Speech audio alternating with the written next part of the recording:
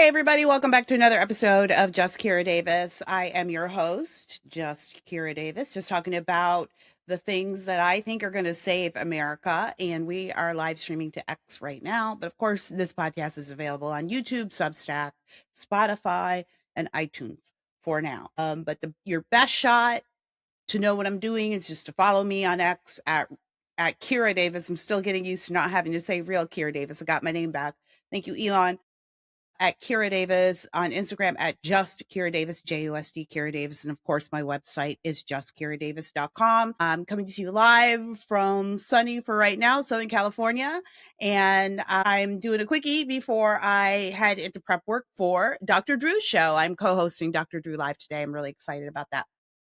So if you're a viewer of his show, definitely go find that. I believe he broadcasts on Rumble and YouTube.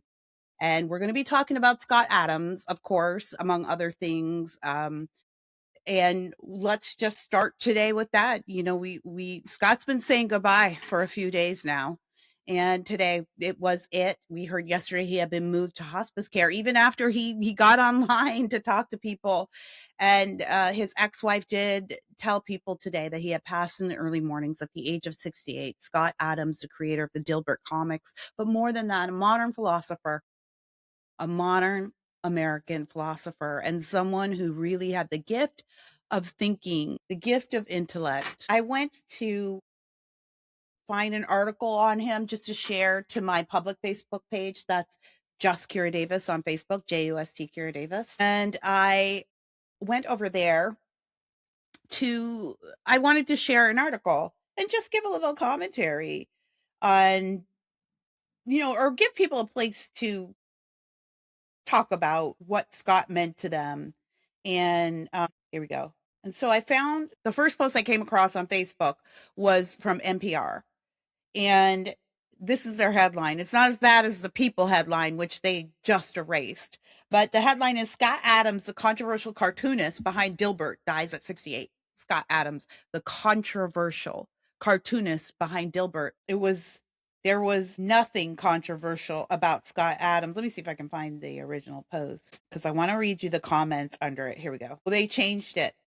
They changed it too. No, here it is. Scott Adams, the controversial cartoonist. So People's headline today was Scott Adams, disgraced cartoonist. Folks, this is what you get when you let Gen Z do your comms. Like they don't have experience with cultural figures. Their culture is dead. Their culture is dead, and all they have is the scraps of our culture. And so they don't know, when they're looking at historical figures or legends, one of their Gen Zers needed to write something up quick for people, Googled Scott, and that's what they landed on, that he was a controversial figure. His sort of political transformation over the last years. Although everything that he contributed as an artist, forget about just as an intellect and a human being, but everything that he contributed as an artist really changed cartooning. It changed, the culture of newspaper cartoons and what that meant. I mean, really, he was a groundbreaker. It's such a despicable way to describe him. And they will never describe any of their weird icons like that. Strom Thurmond dies, they don't say like controversial figure. This one, the top comment on here is from some guy named Danny. He says, I sacrifice, they're quoting Scott. Quoting Scott from the article. I sacrificed everything. I sacrificed my social life. I sacrificed my career. I sacrificed my reputation. I may have sacrificed my health. And I did that because I believed it was worth it. Scott Adams, and then a shrug emoji and a lot of laughing faces. I pretty much could have told you that the reigning attitude on the left was going to be he deserved it. This is why I keep telling you, none of these people can be won. Persuasion time is over. They hate you. The ones who are there to come over, they'll do it, but they'll do it on their own. You don't need to worry about it. They'll find the information like Scott did, right? The curious people will find the information, will think about it, and they will come over to where they need to be. One Shirley says, I choose to remember Scott Adams for the absolute humorous portrayal of the average office life. Thank you for the funnies. I like that. Wynn says, so ivermectin didn't cure cancer. Who could have guessed? Lovely people. Guess Trump wasn't able to help him after all. Ha ha. I've never wished a man dead, but I have read some obituaries with great pleasure. What did Scott do to anybody? What did he do? He didn't kidnap kids. He didn't, advocate for the, chopping off the body parts of healthy young kids. He didn't abuse anybody. He had an opinion and he changed it. And for that, these people are saying he deserved to die. How do you persuade those people? You can't. Let them go. Here's a picture of the flames of hell. Rush Limbaugh and Charlie Kirk saved him a seat. Do you want to work with these people? Do you want to compromise with these people? I am no longer of the mindset even that, we need to work across the aisle. Why? For what? Who are we working with? I don't want to hear any more nonsense about bipartisanship. That ship has sailed. These people are lunatics and they cannot be reasoned with. And they're not a part of our tribe. Let's see. At one point, he was sort of interesting. And at some point, he bought into his own hype and decided that he was the smartest man in every room and went to baffling lengths to try to prove it. At first, it was harmless and maybe just a little weird. His Dilburritos, the all-in-one food for office workers, were terrible and had a tendency to cause intestinal discomfort. But it was just another in a long line of comic pages, guys coming up with weird marketing ideas. Comic pages guys coming up with weird marketing ideas. So he's saying he thinks Scott's like coffee with Scott was like a marketing idea. Then came the management books, the philosophy books, all of which were a little dubious, although harmless. And he kept it building and building until he decided to go on his weird racist tirade in which he declared all Black Americans a hate group based on a weird survey that had less than 100 respondents. What Scott did was question the reality that was presented in the media. What Scott did was decided not to take a headline about something and decided to dig in and then draw conclusions from that. What Scott did were the acts of a curious man. There is no curiosity on the left anymore. It's dead. Thank you, John. Someone named John said the truth is controversial for some people. Yes, it is. Gosh, I can't read anymore. I can't do it anymore. Listen, let's remember Scott on a positive note. I wasn't a regular listener to his show or regular subscriber. When you're in this business, you don't have a lot of time to listen to other people's stuff. You're always making your own stuff. But of course, I paid attention to him. I read a lot of his work. I've, had chats with him on X and social media. And of course, I saw all of your praise for him and interest in him. And if anything, what we got from him was that sense of curiosity and the idea that it's okay to look underneath the underneath. It's okay to pull up the rug and see what's under there. And it's okay to be presented with facts and we're going to talk about this, a new filter on reality, and to be curious about it.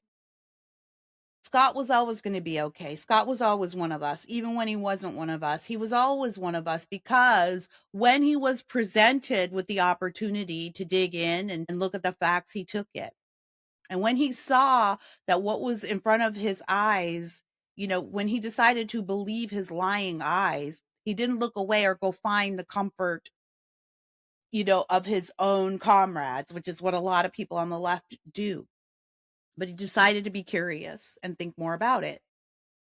That's going to be his legacy. I believe curiosity. And I think that is one of the greatest things a human being can be. And I love curious people. Curious people are my favorite people. Second, followed by curmudgeons. I love curmudgeons. I love a good curmudgeon. And so I think that's what he'll leave us with, as well as the hilarity of the Dilbert comics. But that's all based on his observations of humanity in general. That's why he was always one of us, because he had the ability to look underneath the veil, to look underneath the hood, I guess, so to speak, and give you a report on what's under there. A valuable, valuable thing in a free society, in any society, really. And then, of course, we see at the end that his ex-wife said he made the decision to go with Christ on his deathbed. And a lot of us were praying for him. We were praying for that, not because Christians keep some kind of weird tally, or even want to be able to say, I told you so. But because we know that there is something on the other side, our lives don't end here. And we want to see that something be good.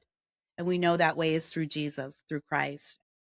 And so as I told Scott in his final days on X, I said, when you put your hope in Christ, there are never any real goodbyes. It's only see you later. So to Scott Adams, I would like to say thank you for all of the words, for all of the laughs, for all of the opportunities to be curious, for all of the ways to think, and go with God, go in peace, and I hope to see you soon, sir. We'll take it from here. Okay, well, God bless you, Scott Adams, and my condolences, of course, to his family and friends who now move on to this next stage. His impact will go on. Even when we're not saying his name, it will be felt. It will be there. I want to talk today about Renee Good. I wrote an article on my Substack today about her, it's called The Face of Renee Good. And one of the things that I had noticed is I spent some time last night looking at that final image that's going around now. The left is using it. They're really using it to, a lot of them are saying, well, this is me. I'm a mom just like her. She was just in a car. Her last words were, I'm not mad at you, dude.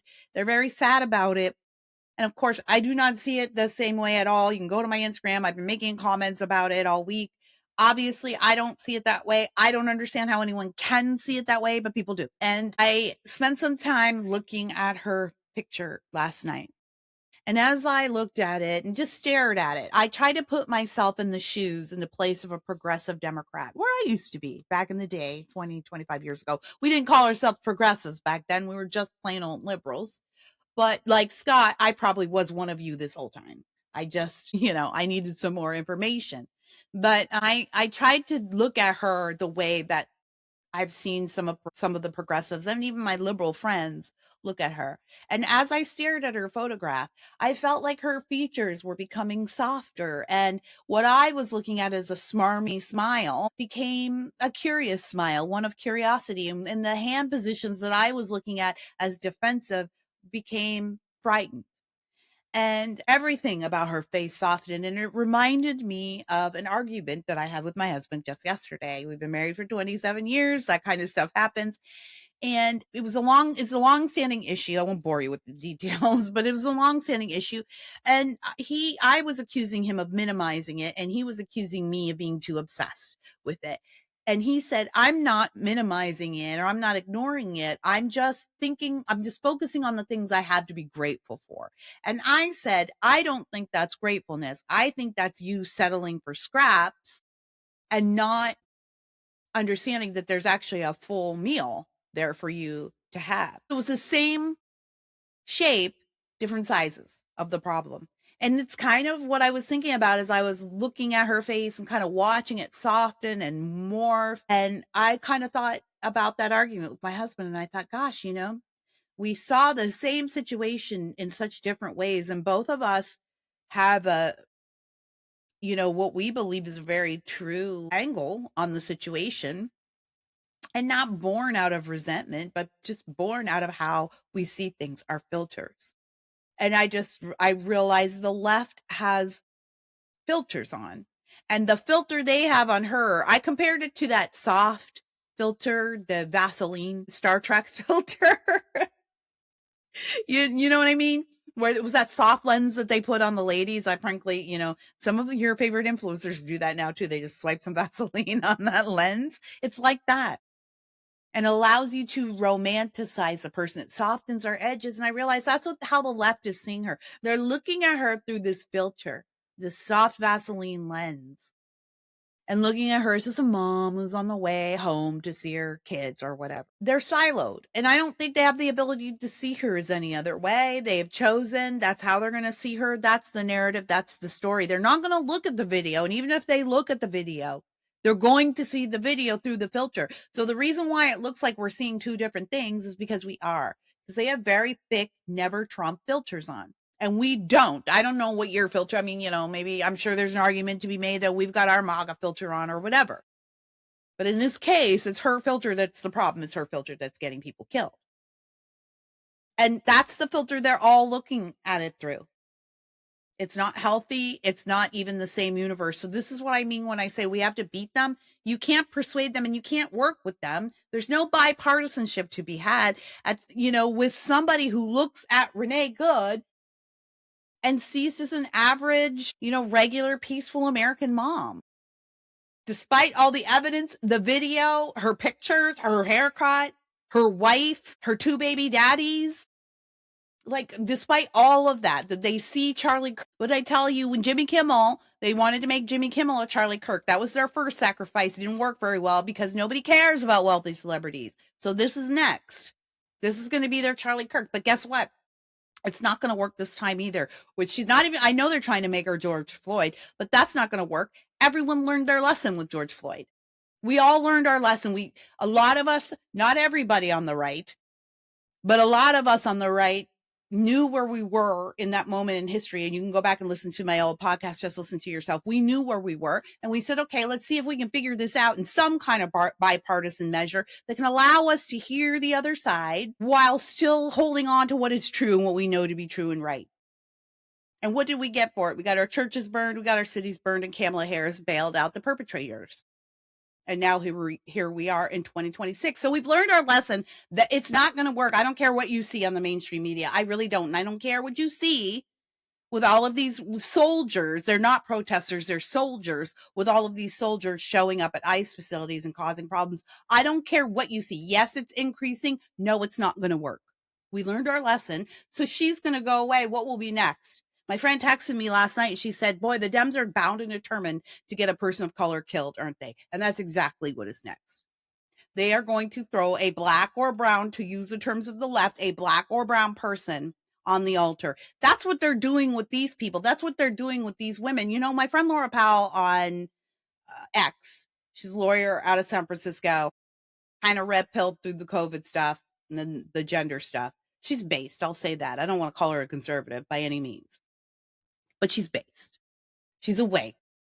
And she asked a really good question last night on X. She said, she played the video of Renee Good's wife, the woman that calls herself her wife, the woman who calls herself her wife. And as they shoot Renee, the partner says, her partner, her wife, I'm not comfortable with using the term. It's a lie. Her partner screams, why do you have real bullets in your gun? And Laura asked the question, why would she think there weren't real bullets in the gun? And that's the question I have. And it makes me wonder why she thought that.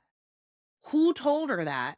And is that a part of some kind of training, organized training that they're getting? I bet if someone dug into it enough, I bet we would find out that's exactly what it is. It's part of their training. It's part of their organized training. They're piling up bodies on the front lines, everybody. That's what they're doing. They are literally throwing these people out to be human shields. The left, the George Soros wing of the left, they don't care about women like Renee Good. And that's why all of this celebrity and left wing kvetching over her it's not only pathetic, it's dangerous. And it's sad because they think that they're the good guys. They think that mourning her, they're doing something good. And they don't even know that she's a sacrificial lamb. They threw her and her partner and all of those young people who are out there. They should be she should have been with her kids. There's a lot of stuff that I have not been able to do in conservative media over the years because my priority was my children. And so if I was going to be in a situation that was going to be dangerous for me, or even bring some kind of blowback on them at school or in their community, I had to think twice. And there were a lot of things I didn't do and a lot of career opportunities I didn't take. Now I can do that stuff because my kids are older, but now I'm older and I'm not trying to get hurt nowhere. I gauge every interaction now, or every risk I take, by whether or not it could result in something that would take away my ability to wear heels. I just don't want to put that at risk. So now I'm I don't want to get hurt. But that's the thing. That's what, that's where mothers are. Don't cry about her being a mother. Where mothers are with their children. Where mothers are caring for their children. And I can tell you that if my husband was taken away from our family, from my children, the last thing I'm going to do is put their one remaining parent at risk over a political issue at that. A political issue in a different state. So I think that like there is something to this idea that these people are sacrificial lambs. By the way, I said the same thing about Fani Willis in Georgia. Stephen A. Smith didn't like it. He gave me shit on his show. He still hasn't apologized, even though he's starting to see the truth. But I'm sure he just forgot about it as soon as he called me out, called me self-hating. But see, Stephen and everybody, I called Bonnie Wills a DEI hire. I said she's a woman who's failed up in her life, and you can see it written all over her face, probably on the tag of that dress she was wearing backwards in the courtroom. She's stupid. Why would they pick Fani Willis to try one of the most important cases in American history? That case was supposed to kill the MAGA movement forever. It was supposed to kill Trump's chances. They were banking everything on it. Why would you put a woman like Fani Willis in charge? Someone who with a terrible reputation, someone who's been investigated, someone who's clearly not intelligent. I'm not saying that as, someone as a mean girl. You listen to her on that stand, she's clearly an idiot. Why would you put her in charge of that case? You knew that she had iffy stuff going on with her lover there. You knew, the Democrats knew, because this was the most important case in America. Do you think they didn't know about the skeletons in Fani's closet? Think about it. Do you think they didn't know? No, they knew. They let her do it because they didn't care, because she was black and dumb. And Democrats love dumb black people. And because they can throw the dumb black people out on the front lines and watch the bodies pile up, and then they can go protest over them. That's all we've ever been. We've just been bodies to throw out to them. I'll never be a Democrat again. Never. We're just like World War I, when they would just send out soldiers just to get mowed down line after line after line. That's what the Democrats are doing to black people, to women, to young people. They don't care. There's evidence that they're lying to these soldiers on the front line and telling them that ICE doesn't have real bullets. When what person in their right mind would think that any law enforcement doesn't have real bullets? Sometimes the riot squads use rubber bullets, but that's at their discretion. Every loaded gun, every gun in front of you, you should treat as loaded with a live round. Anybody who knows anything about guns knows this. Even if it's on a movie set, even if it's a fake gun, my kids know this, even their fake little orange water guns, we don't point those unless you think you're going to shoot at the person you're pointing at. You teach people that, like, people learn that respect of weapons right away. And somehow these professional rioters don't know that there are real bullets. These guys, by the way, she wasn't encountering them at an ICE facility where perhaps they might have a riot squad, on the front lines prepared to handle rioters. These guys were in a neighborhood doing an operation. They were performing an operation. They were going to get a pedophile. I think one of the guys was arrested for sodomizing a 3-year-old. That's who they were going to get. These guys were going to arrest hardened criminals. Yes, they have bullets in their guns. Something's very wrong with these people. I found this article on Slate. Well, I haven't read it. I saved it to read with you because I feel like it's going to be fun. But the headline grabbed me right away, and it's from Slate. It's by a writer named Janae Desmond Harris. The hyphenates are always the best. And the headline is, Renee Good was the kind of person I should be. The subheading is, I have to face that being a mom isn't an excuse. Well, let's read on. I don't know exactly what I should be doing right now as a person who lives in the United States in 2026 and cares about others, but I know I'm falling short. I think about this often. When I'm sobbing over a news report about a toddler orphaned after his parents are swept up in an ICE raid, asking myself, how are you helping other than donating money here and there and sharing Instagram stories? When I'm imagining what I'll tell my children one day I did for the people who were scared and suffering back in 2026, when I'm reading a post that commands me to reject hopelessness and get involved in my community, I immediately start to hear my own excuses about work and kids and energy and time. I just want to point out that none of these women have energy for the Jocelyn Nungaris of the world, or the Laken Rileys, or the Irina Zarutskas. Those tragedies don't move them. Those women's lives don't move them. Your girl who got beat up by a boy in a locker room claiming he was a girl, that doesn't move them. The man who sodomized a 3-year-old child that ICE was going to pick up, that doesn't move them. They are grieved by the killing of a person who tried to protect pedophiles. This is who they are, and they don't even know it. She says, it feels awful to disappoint myself. Oh, does it? You don't like disappointing yourself? I bet you don't spend a lot of time in disappointment, do you? You don't spend a lot of time thinking about your disappointment, because you never think of yourself as a disappointment. That's part of your problem. What feels worse is my feeling that Renee Good, who was killed by ICE agents in Minneapolis, was the kind of person I want to be, and as a result, she's dead. When I say she was the kind of person I want to be, I'm talking specifically about her presence at the scene of an immigration raid. The New York Post reported that she was involved in an ICE watch group, though the tabloids claim that such groups can turn confrontational. Their purpose is to prevent immigrants from being suddenly swept into detention centers. Wow. It is exceedingly clear that Good was not threatening agents. What did I just tell you? We're in silos. A Minnesota attorney, Keith Ellison, told NPR Good was anything but a domestic terrorist, and yet she ran over an agent. She ran towards an agent even. Forget, if you don't want to admit she ran over him, she ran towards him with her vehicle, which is dangerous. And there are no other situations in which a person could do that, whether they were ignorant of the law or not, and get away with it. If that's the case, it means she must have felt the same horror I feel when I see how many people in this country are living through pain I can't imagine. And then she did something instead of taking a break from the news or fantasizing about living the county or country or despairing over the world her kids will inherit. Maybe she thought, how can I help? It's paywalled from here, and I refuse. I refuse. Do you see what they and this is their do something, right? This is how they do something. Their do something is never, even what we read in that article, that woman started out by saying being a mother isn't an excuse. They don't think being a mother is doing something. They don't think raising a family is doing something. They don't think that matters. They don't think that's important. You know why? Because they don't think their kids are important. See, for me, the ultimate thing I could do is raise my own children.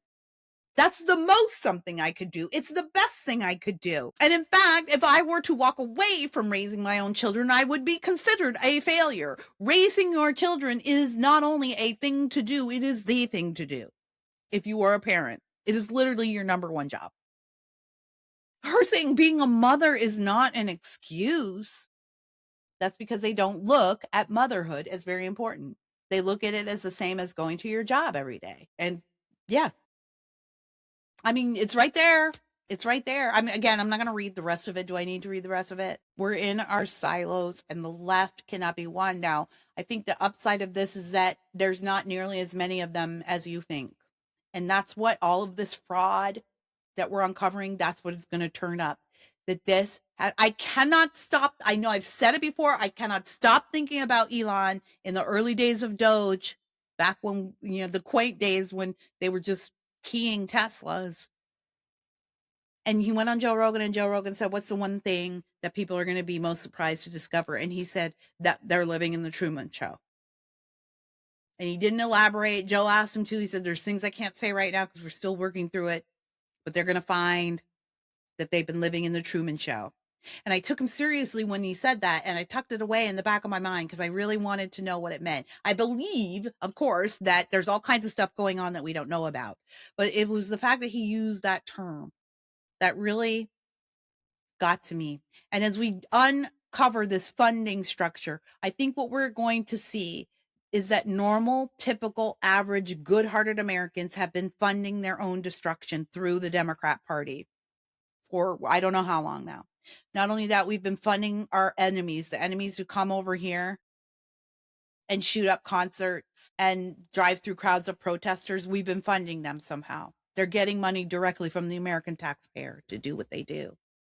And the left is getting money to do what they do. And I don't think they're winning elections. And that's why they're fighting so hard. Yesterday, basically, the entire Democrat Party declared war on the federal government, and they're not hiding it anymore. J.B. Pritzker got out there and talked about how we're going to use a lot of revolutionary language. We're going to resist this oppression. We're going to resist the goons of the federal government. The federal government, this is a states' rights issue. They don't give a shit about states' rights. They hate states' rights. It's the one thing they bitch about every time we mention it to them when it comes to Roe v. Wade. They hate it. It's the language of war. And if you, and I, frankly, I actually get a little bit miffed at ex-conservative and Republican ex-commenters who boil this down to, they're such liars. JB, he said he's just such a liar. They don't even know how to tell the truth. They're not, they are lying. But it's not that they're liars. You're not taking him seriously enough when you say that. You're not taking them seriously enough. They're not liars or lawyers. They're warriors. They're declaring war. They're declaring war. And they're recruiting their own citizens. And they're not equipping their citizens to fight the war. They're throwing them out there and telling them that their enemies don't have real bullets. It's war. It's so bad. It's so incredibly bad. That's why they're fighting, but this is why they're fighting. This is why they are willing to tear the entire country apart. Do you understand what's happening? They're willing to tear the entire country apart because this country is supporting the global intifada, the global caliphate, the new world order, the global conspiracy, whatever label you want to put on it. Everything that has led up to this moment in history has been about pitting the United States against the rest of the world. And the rest of the world was going to finish us off with the Biden administration and whoever followed.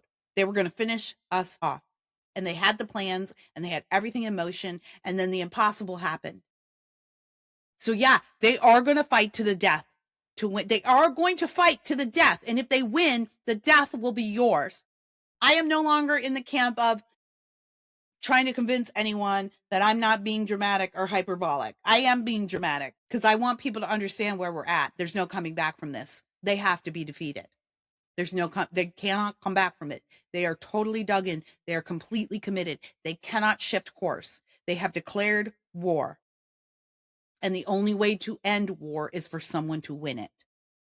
Do you want them to win? Or do you want us to win? So don't get your panties in a bunch over all the way that they're twisting the narrative or twisting the story. Or yeah, it is frustrating and disgusting and evil, but it's war and that's your enemy. And so that's what they're doing.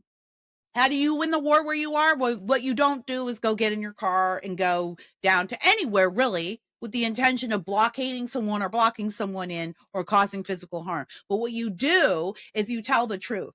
And you keep telling the truth. You keep showing those videos. You keep making the dumb Facebook comments, even if it ticks off your friends and family. You keep chatting on social media. You keep sharing and reading the articles. You keep telling the truth in the face of lies. And say the uncomfortable truths too. Say the uncomfortable things. No, men can't be women. No, a child is not a child with two parents of the same sex. Two gay parents is not the same as a child of heterosexual parents. It's not the same. What they need is not the same. And the damage is not the same. No, a boy cannot be in a girl's locker room, even if he says he's a girl. It's not the same. No, you can't take your car to a protest and do anything to obstruct law enforcement. Anything. You can't run over law enforcement, but even if you don't think that's what happened, you also can't just sit there and block law enforcement or use your car as a weapon. You can't do anything. Tell the truth. It matters that we tell people exactly what we think, and we should start saying it about all of the uncomfortable things that we've stopped talking about over the years. A lot of the reason that these people are the way they are is because they haven't heard the other side. Because those of us on this side who think properly and rightly, a lot of us, I mean, I'm in media, so this is my job, but a lot of us on the right have been bullied into silence. And so they haven't been able to, they think it's weird because they haven't heard it. So you need to make it normal and make them weird. They are the weird ones. This whole system is coming down. So yes, they will kill you for it. Yes, they will. And that's what they're doing. It's global. The wealth and the influence that is attached to what is coming apart now is so far beyond your scope. It goes so far beyond the Renee Goods of the world. It is war, and we're definitely in it. So what can you do where you are? Tell the truth. Tell the truth, shame the devil. Share, continue to watch the news, and pray. Pray for our ICE officers. Pray for our nation. Pray for a return to God, a return to the church, because we've got an Islamic caliphate already being waged here in the United States, but I think it's going to happen globally. Europe, I think, is on the brink of civil war. I don't think the UK is getting out of there. I don't think the UK is getting out of it without violence. I don't, at this point. The Muslims run their government. I want you to understand what it means to have a slow but deliberate takeover, Islamic takeover of Western nations. We don't let the Muslims have nukes because they're so friggin' weird and suicidal. We don't let them have nukes. So how do you get nukes? You slowly take over a Western country, and now you have access to all their nukes. It's so much worse than just a cultural shift. Nobody understands it. And that's what I was trying to tell you on my Instagram page the other day with Venezuela and the super weapons that they used, that the soldiers reportedly were saying, made their faces bleed and terrified them. And they'd never seen anything like it. They never want to see anything again. President Trump understands. He knows exactly what's going on. You don't. He does. And he knows there's a global caliphate coming, and he's setting us up to be able to resist that, because we're going to be the last one standing. We're going to be the last line of defense at this pace. So he needs to remind them, we need to shore up our defenses where we can, and he needs to remind the rest of the world that we can still put the smack down on you if we need to. We're not that weak. We've been weakened, but we're not that weak. And he's going to make $1 trillion investment in the War Department. Old Kira, 5 years ago, Kira, hell, even 2 years ago, Kira would have said, I'm skeptical about that. That makes me nervous, but not this Kira, not today, because I see exactly what's going on. It's war. Pray every day. Pray for your ICE officers. Pray for your president. Pray for the people who are out there on the front lines, even in media. Pray for those people. I'm doing an event this week, and it's just a luncheon. It's just a luncheon. A Republican club luncheon at in a local place with just a bunch of old ladies and whoever they can get to come with them to this lunch. And they're taking security measures, because that's where we're at now. Even the old ladies who used to just be able to go and have a nice lunch, and talk about taxes and talk about what's going on in their area with politics and talk about how they can help and serve their communities. Used to be they could just go do that, and now they have to have security. Tell me that's not war. If you want to know why people are dying, it's because it's war, and people die in war. I know I am sounding alarming. I think this is my message. This is my job in 2026, to sound the alarm and let people know we are at war. And I do believe it's a war we'll win with President Trump. I do. That's why we should pray with him, because I don't know what happens. And he is in grave danger every single day. And he's going out there on an economic tour to save the midterms. I mean, pray for him. Pray for us. Pray for our neighbors. Continue to pray for your enemies, as you're always supposed to. I struggle. I do. With this version of our enemy, I struggle. Used to be easy. Because I always just felt like our enemy, I never thought of them as enemies, actually. I just felt our fellow Americans who don't see things the same way. They just need, I just would pray that God would at least give them a heart for the country and a heart for their families and their communities.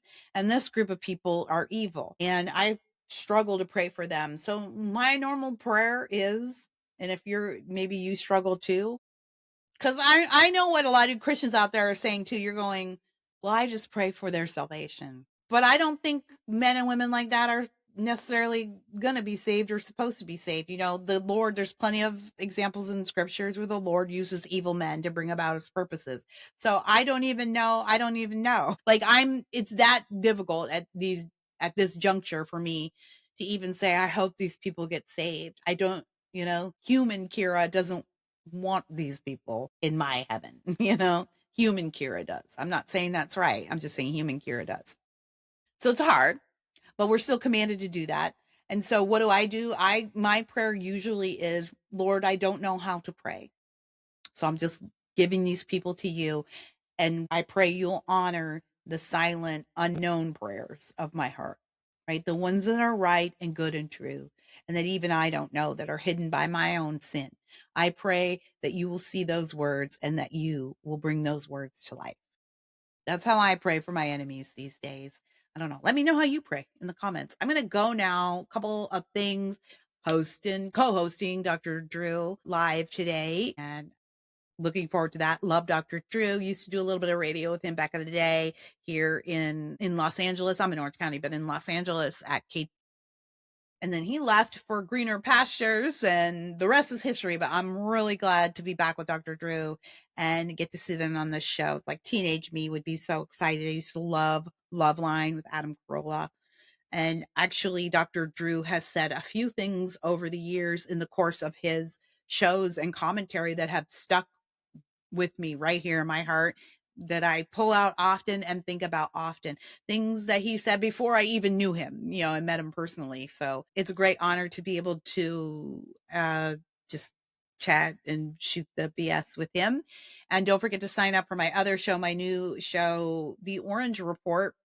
And you can find that at Orange Report OC everywhere across the socials, or you can find it on YouTube, and it's on Rumble. We don't do much over there because it's really it's a family operation right now. But the Orange Report is a show that is dedicated to bringing you all the news and views you can use from around California, and specifically Orange County, because here in Orange County, as I've discovered over the last 3 or 4 years, there's a lot happening that affects national politics.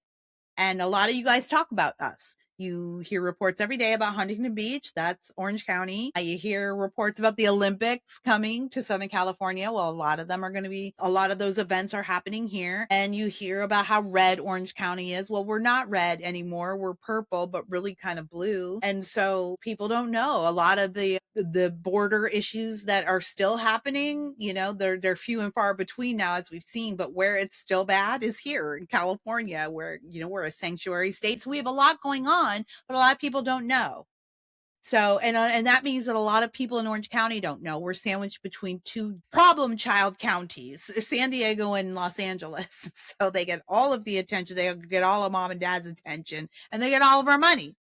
And so people come here to fundraise all the time. In fact, I'll be going to a couple of fundraisers this week. People fundraise on our enormous amount of wealth that's here in Orange County, but they don't care about what we think about stuff. So I wanted to change that. I started the show, The Orange Report. Episode 3 airs this Friday. Episode 2 covers a story out of San Clemente, which will be hosting the Olympic surfing competition in 2028, still having illegals crashing the beaches there. The mayor found a cute, I thought, and clever workaround to really help Customs and Border Patrol, despite the state denying protections because of our sanctuary status. He found a clever workaround, but is still getting pushback from progressives on his city council and in San Clemente. So I've got a great interview with him, Steve Noblock. You'll want to go see that, because it's going to affect the rest of the country. It does. These people land on the beaches, the tourist beaches, in the middle of the day, run to Waiting Dance, and then disappear into the rest of the country. And that's all thanks to Governor Gavin Newsom. So, and right now he's making the case to be your next president. We'll see how he does with that. So go find the Orange Report, follow that. And if you live in Orange County and you have some interesting stories that you want to share or you want me to follow up on, definitely hit me up. Anywhere. Okay, I guess I'll go. Yeah, I got to get ready for Drew's show. All right, it's been great talking to you. Don't forget to follow me, X, Substack, all of the places. Yeah, that's it. That's been me. I'm just Kira Davis, just talking about the things I think will save America. Peace.